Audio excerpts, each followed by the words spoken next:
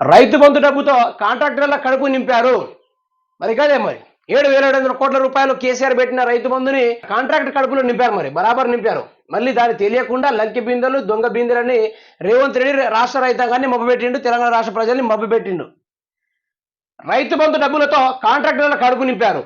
ఢిల్లీకి యాత్రలు తప్ప పొలాలు దిక్కు చూస్తలేడు. 4 నెలల్లో రేవంత్ చేసింది ఢిల్లీ యాత్రలే.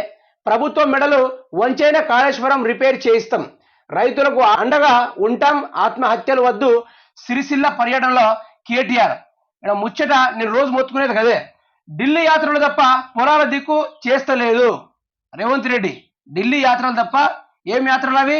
తీర్థయాత్రలు. రేవంత్ రెడ్డి తీర్థయాత్రలు చేస్తాడు ఢిల్లీకి వెళ్ళి. ఆ తీర్థయాత్రలు ఏంటంటే సోనియమ్మ గాంధీ చుట్టూ తీర్థయాత్ర చేసి ఇంటికి వచ్చేస్తాడు. మళ్ళీ ఈ మధ్యలో గ్యాప్ వచ్చినట్టుంది, 20 రోజులు 15 రోజులు గ్యాప్ వచ్చినట్టుంది. మళ్ళీ ఢిల్లీకి ఎక్కడం జరిగింది. రాష్ట్ర రైతాంగం వారు ఎంత ఇబ్బంది పాల్పడ్డా, ఎన్ని ఆత్మహత్యలు జరిగినా ఆయనకు సంబంధం ఉండదు. ఆయనకు ఢిల్లీ యాత్రలే ముఖ్యము. 4 నెలల్లో రేవంత్ చేసింది ఢిల్లీ యాత్రలే.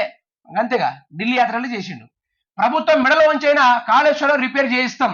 మరి అదే కాళేశ్వరం రిపేర్ మరి గత ప్రభుత్వం వాళ్ళు చేపిస్తా అంటారు. మరి మన రేవంత్ రెడ్డి గారికి ఏమైంది? మరి ఓటేసి గెలిపించిన నాయకుడికి ఏమైంది?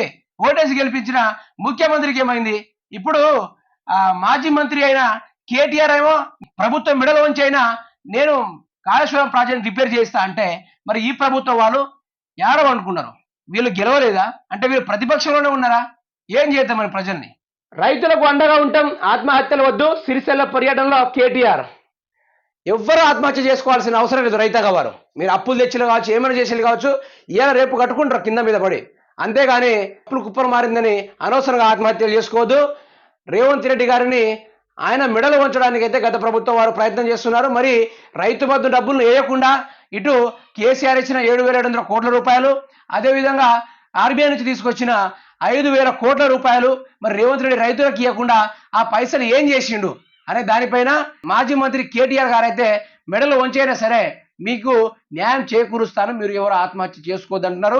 ప్రజలు కూడా అదే ఫాలో అయిపోవాలి. ఎవరు చనిపోవాల్సిన అవసరం లేదు. ఈ ప్రభుత్వం ప్రజలకు ఇవ్వాల్సింది ఇవ్వకుండా పోయి ఆ పైసలు ఏం చేస్తుందో పూర్తి స్థాయిలో మనం కూడా బయట పెట్టే ప్రయత్నం అయితే చేద్దాము.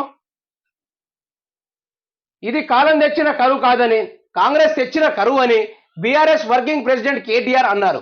రాజన్న సిరిసిల్ల జిల్లాలోని పలు గ్రామాలలో గురువారం కేటీఆర్ పర్యటించి నష్టపోయిన రైతులను పరామర్శించారు. ఈ సందర్భంగా ఆయన మాట్లాడుతూ కాంగ్రెస్ నిర్లక్ష్యం వల్లనే వ్యవసాయదారులు రైతులను లోన్ తీసుకోవాలని అధికారంలోకి వచ్చిన వెంటనే రుణమాఫీ చేస్తానన్న రేవంత్ రెడ్డి చెప్పాడని తెలిపారు. కానీ అధికారంలోకి వచ్చి నెలలు దాటిపోయినా కూడా ఆయన ముఖం ఎట్లుంటో కూడా తెలియని పరిస్థితి ఈ రోజైతే.